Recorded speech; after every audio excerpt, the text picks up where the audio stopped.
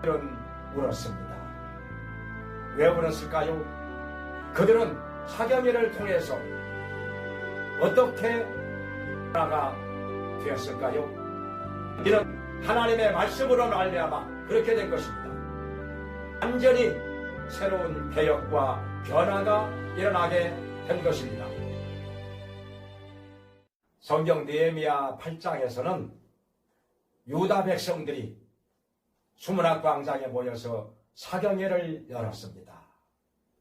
사경이라고 하는 것은 성경을 해석해서 가르쳐주는 집회를 말하는 것입니다.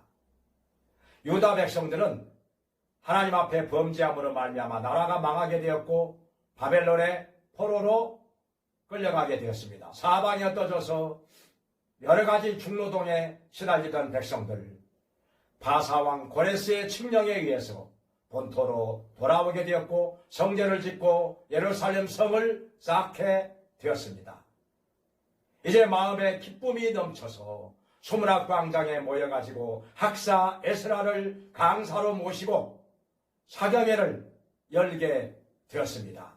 아침부터 정오에 이르기까지 무려 6시간 동안 성경을 낭독해서 들려주었고 또 성경을 밝히 아는 사람들이 백성들 사이에 돌아다니면서 성경을 해석해서 가르쳐 주었습니다. 하나님의 말씀을 깨닫게 된 백성들, 그들은 울었다고 했습니다. 왜 울었을까요? 성경이 깨달아지니 마음에 기쁨이 넘쳐서 또 감사해서 지난날의 죄를 회개하면서 여러 가지 이유로 말미암아 그들은 울었습니다.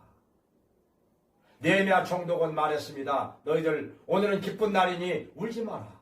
맛있는 음식을 서로 나누어 먹고 하나님 앞에 감사와 영광을 돌리라 했습니다. 그들은 사경회를 통해서 어떻게 개혁이 일어났고 어떻게 변화가 되었을까요? 4가지가 있습니다. 그 중에 하나는 초막절을 지키게 되었습니다. 초막절은 이스라엘 백성들이 애굽에서 나와가지고 가나안을 향해 가면서 광야를 지나갈 때 나뭇가지를 꺾어가지고 초막을 지어놓고 거기서 살았던 것을 기념하면서 하나님께 감사와 영광을 돌리는 절기인 것입니다. 그전에는 성경을 잘 몰라가지고 아무렇게나 대충 했었다는, 이제 성경을 밝히 깨닫고 보니 성경대로 정확하게 초막절을 지키게 되었습니다. 일주일 동안 초막을 만들어가지고 거기 살면서 지난날을 추억하고 하나님께 영광을 돌렸던 것입니다. 두 번째로는 그들은 11조를 드렸습니다. 11조는 하나님의 것이라고 말씀을 했습니다. 마땅히 드려야 할 11조인데 백성들은 신앙이 무너지고 해이되면서 11조를 드리지 않게 되었습니다. 그래서 제사장과 레위인들이 사망으로 흩어지게 되었습니다. 왜냐하면 그들은 백성이 내는 11조를 가지고 생활을 하는데 11조가 없으니 먹고 살 것이 없습니다. 그래서 살 길을 찾아서 사방에 흩어지게 되었고 성전에서 하나님께 제사 드리고 하나님을 섬기는 것은 엉망이 되어버린 것입니다. 이제 11조를 드림으로 말미암아 흩어졌던 제사장과 레위인들이 모여들게 되었고 하나님을 바로 섬기게 된 것입니다. 그 다음에 세 번째로는 안식일을 지키게 되었습니다.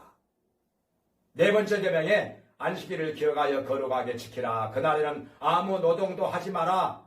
그날을 내가 복주어서 거룩하게 하셨느니라. 이렇게 말씀했는데 백성들은 안식일에도 장사를 하고 포도즙 틀을 밟아서 포도즙을 짜게 되었고 또 곡식단을 나르기도 했었고 그렇게 안식일을 범하였던 것입니다.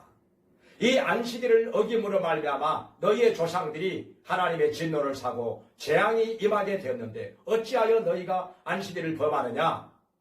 느헤미야는 안식일을 지키게 만들었던 것입니다. 또 네 번째로는 우상을 섬기게 만든 이방 여자들을 다 쫓아내었습니다. 이방 여자와 결혼함으로 말미암아 백성들은 우상 숭배에 빠지게 된 것입니다. 그로 말미암아 하나님의 진노를 사게 된 것이었습니다. 이제 이방 여자들을 다 쫓아냈습니다. 완전히 새로운 개혁과 변화가 일어나게 된 것입니다. 이는 하나님의 말씀으로 말미암아 그렇게 된 것입니다. 우리는 오늘날에도 성경으로 돌아가서 개혁과 변화가 일어나야 합니다. 교회도 개혁이 일어나야 됩니다. 우리 자신들 속에서도 굳어진 마음들이 깨어지고 변화와 개혁이 일어나야 할 것입니다.